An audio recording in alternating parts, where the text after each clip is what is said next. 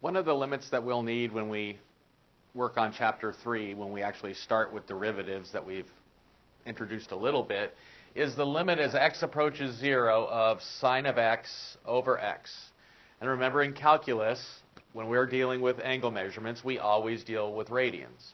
What we're actually asking ourselves, if you remember the unit circle, I've drawn a portion of it, the sine of an angle is actually the y-coordinate on the unit circle, or it's the height of this vertical line. So for the green triangle, that would have a radian measurement of that angle. We also know the definition of the radian measurement gives us the length of this blue line where it intersects that green triangle. So what we're looking at is we want to know the ratio of the green line here to the blue line. And then as I get my angle measurement gets smaller and smaller and smaller, notice that here the red line compared to the blue line, then the brown line compared to the blue line, and as I get my angles closer and closer to 0, what is that ratio approaching? Well, we don't have the algebraic tools to calculate this.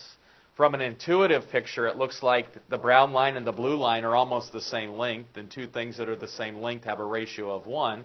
So I think that we should get a 1 for our answer, but let's actually use the calculator and a data table to check that out. So again, make sure your calculator is in radians.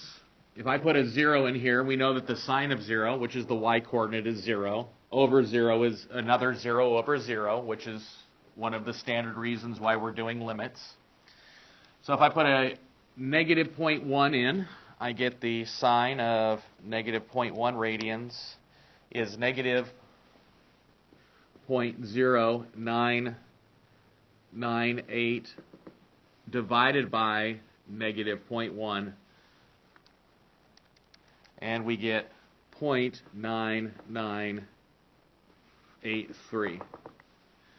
going to continue with the others, and I'm going to do sine of negative 0.01 divided by negative 0.01, and I get 0.999.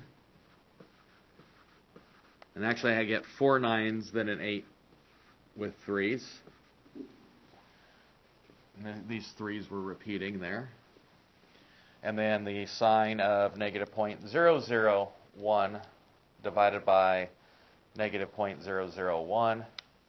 And I get 1, 2, 3, 4, 5, 6 9s. 0.9999983 repeating. So it looks like as I'm coming from the negative direction, I'm definitely getting closer and closer and closer to 1. Let's try from the positive direction. Do a sine of 0.1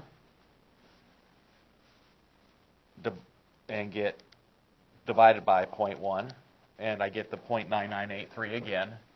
And we really don't have to put any numbers into the calculator if we remember our relationship of sine, that the sine of a negative angle is equal to the negative sine of the original angle. So the sine of 0.1 is exactly the same as the negative of the sine of negative 0.1. And instead of dividing by the negative number in the denominator, I'm now dividing by a positive. So these values are going to be the same as I successfully come inwards. So this one had 4 9s with the 8 3. And then this one has 6 9s with the 8 3. And I can definitely see as I get closer and closer to 0, the value of sine x over x is approaching the number 1. So we would say that the limit as x approaches 0 of sine x over x is equal to 1. Later on in this semester, we will come up with another way to calculate the limit as x approaches 0 of sine x over x. But for right now, you just want to memorize that the limit of, as x approaches 0 of sine x over x is in fact the number 1.